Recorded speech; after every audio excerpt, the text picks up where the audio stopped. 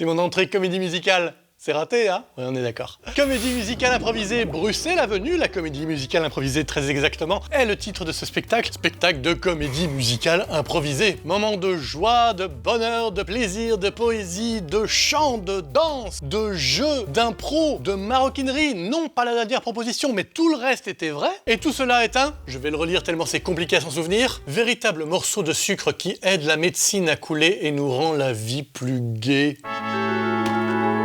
Honnêtement, je vois pas ce que je peux dire de plus. Quand on va au théâtre, le spectacle il est où? Il est sur la scène du théâtre. Eh ben pour ce spectacle, non. Dans Bref d'Accoudé, la scène, c'est ici. C'est le bar de l'improviste. Vous allez être assis aux tables, comme si vous étiez dans un bar. Les comédiens seront en partie au bar, en partie aux tables. C'est donc un spectacle véritablement immersif qui vous propose de rentrer dans l'intimité de ces personnages accoudés à un bar. Bref d'Accoudé, accoudé. Donc c'est des accoudés. Accoudé matata. Non, pas ça. Dieu sait qu'il y a des personnages intéressants dans un bar, l'alcool aidant parfois, aidant à s'ouvrir le cœur, à partager, à se confier. Bref, une galerie de personnages, d'émotions et de relations hyper intéressantes et aussi un cadre particulier dans lequel vivre un spectacle puisque vous allez vraiment être au milieu de la scène. Je vous rassure, vous n'allez pas jouer, mais vous allez être en plein dedans. Ils avaient hésité avec Bref de piscine, mais ça allait être compliqué de vous demander de venir en maillot de bain, de sauter dans une piscine et tout ça. Donc bref, c'est Bref d'Accoudé. Il n'y a pas que les grands qui rêvent, chantaient je ne sais plus qui, mais c'était très mauvais. C'est des rêves en tout cas dont il sera question dans Hippocampe, puisqu'on va rentrer dans un monde onirique, on va découvrir des personnages dans la réalité et qui vont à un moment s'endormir et on va pénétrer dans leurs rêves et découvrir comment est-ce que leur réalité a une influence sur le monde du rêve et comment par la suite, parfois, les rêves ont également une influence sur la réalité. Par exemple, si je rêve que je suis poursuivi par un cactus mauve, dans la réalité, je me dirais « Ah !»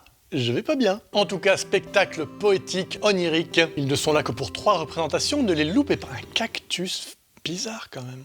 Est-ce que vous avez déjà vu un dessin prendre vie? Non? Ah bah chez nous, c'est possible. En tout cas, dans Prête-moi ton rêve, puisque les dessins que vont faire les enfants dans ce spectacle pour enfants avant le spectacle, cette phrase est longue, je mets trop de virgules, du coup elle devient absolument incompréhensible. Bref, je reprends au début.